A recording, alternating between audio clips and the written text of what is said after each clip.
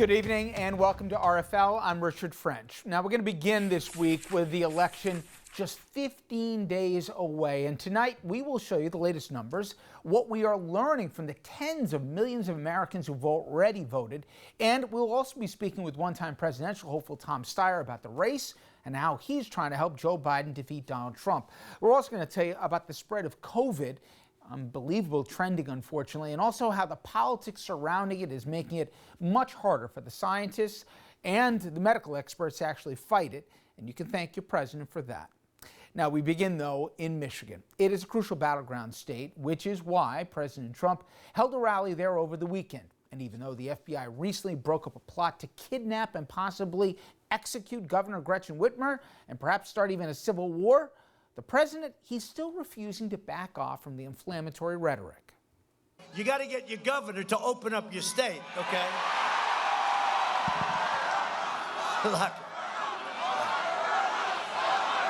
Lock them all up.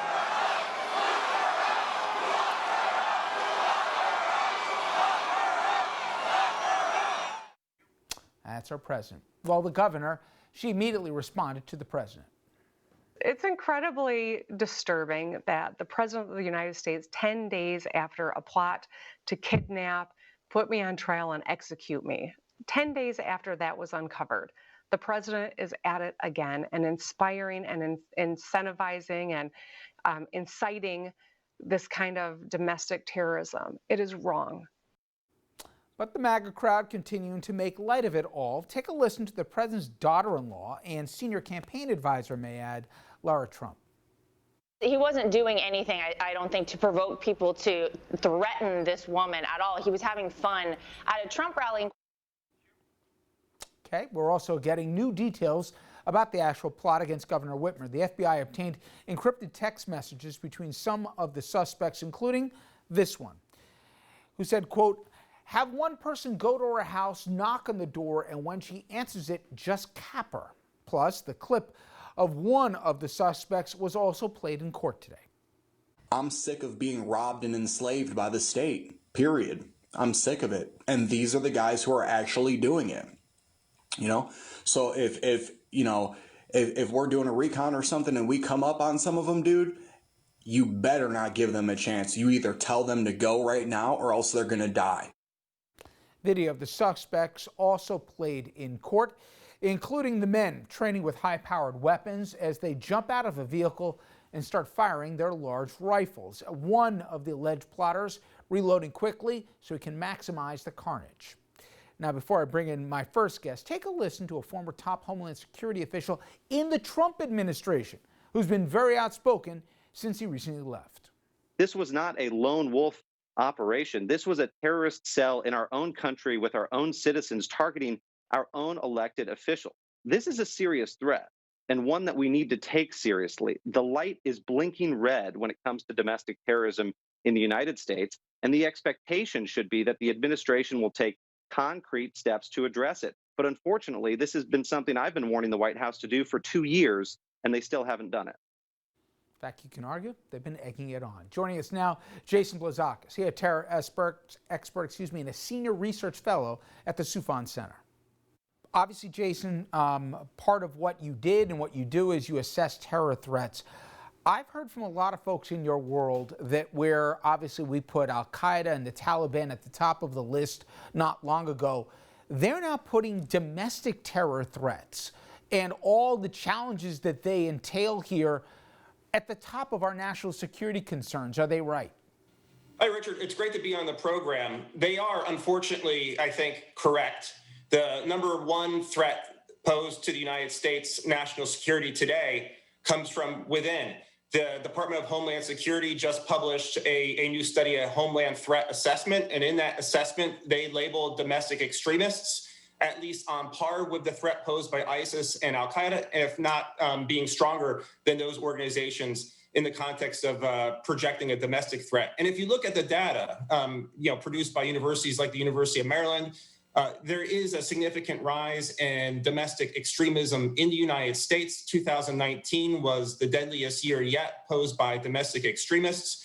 And we haven't seen the 2020 numbers yet, but I imagine they're going to be aligned with 2019. And it's a significant concern.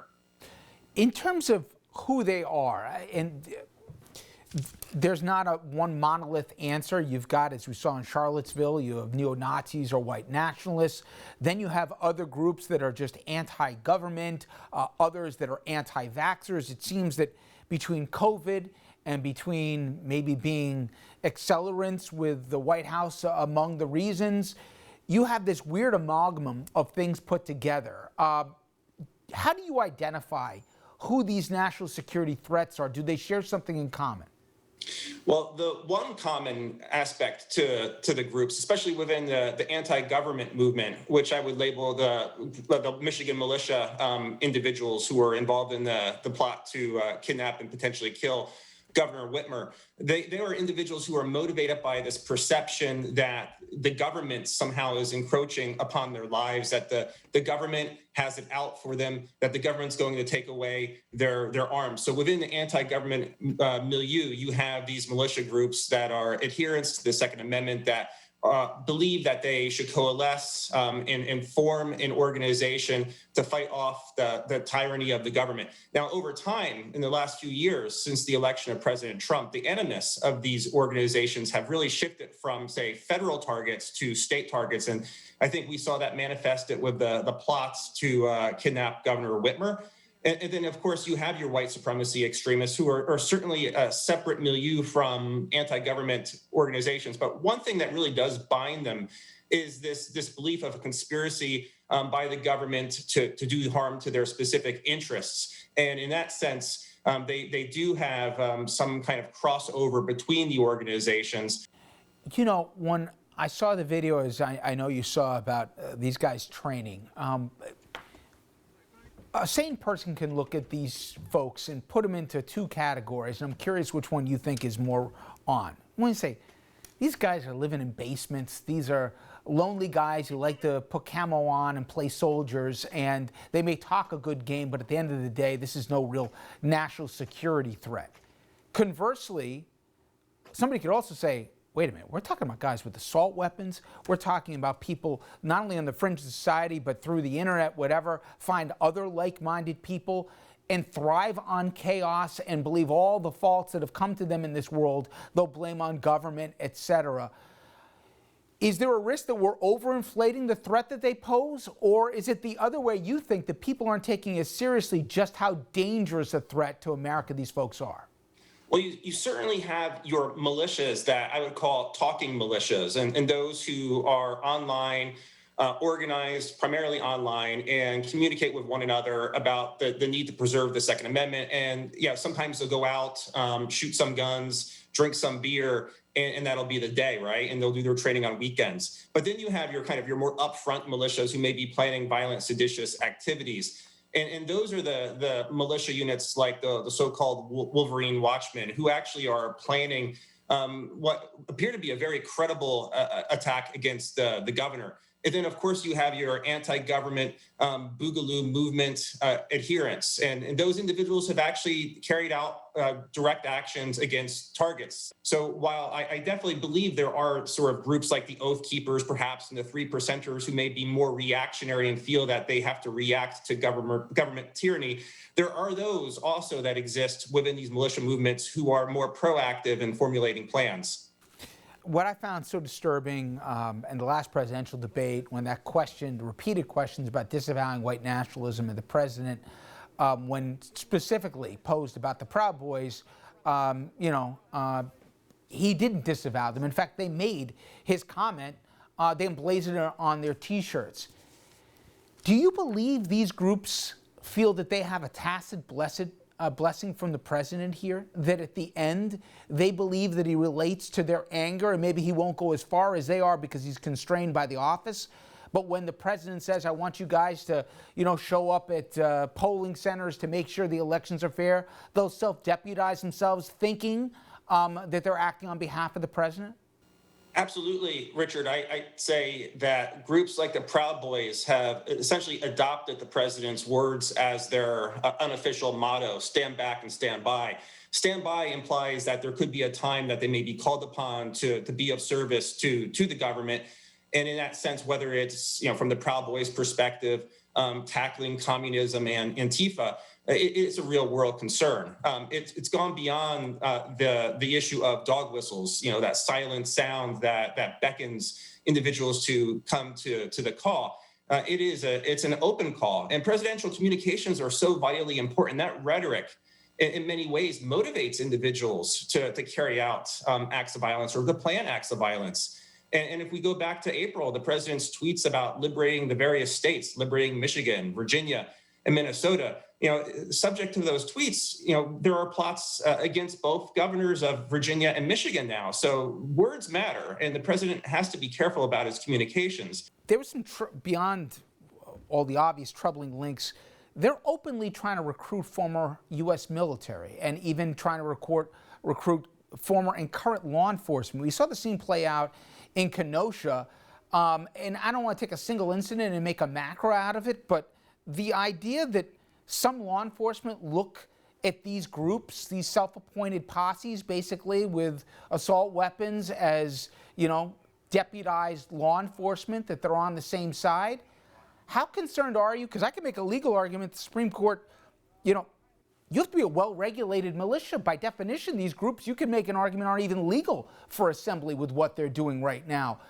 In terms of law enforcement and in terms of reining them in, I know the FBI and our intelligence agencies are at it, but is everybody on the same page as to how seriously to treat these folks?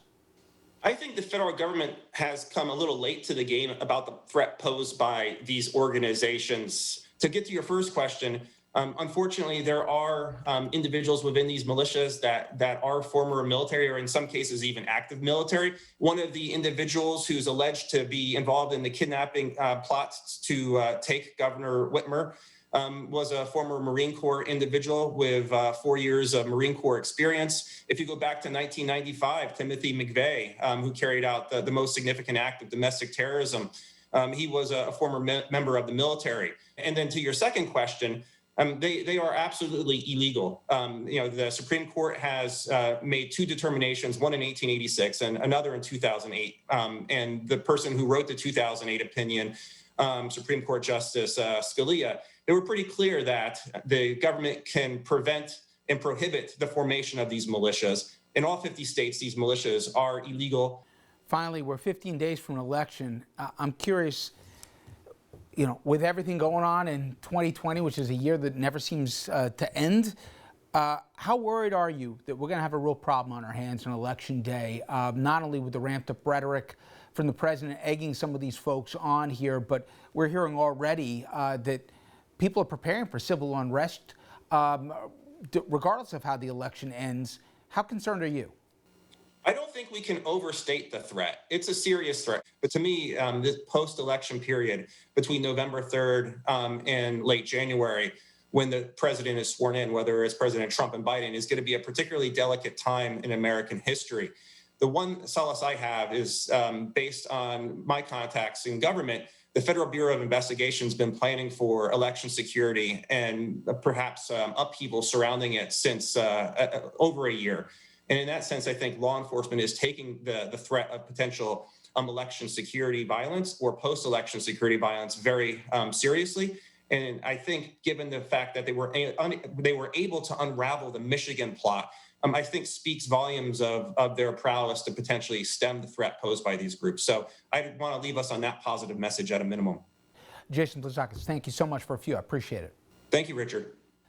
All right, everyone, when we come back, the other big story of the day, an update on COVID, and I'm going to tell you up front, this is not good news. Health experts saying we could be entering the worst phase yet. Instead of helping to end the pandemic, mixed messaging from Washington are only making things worse.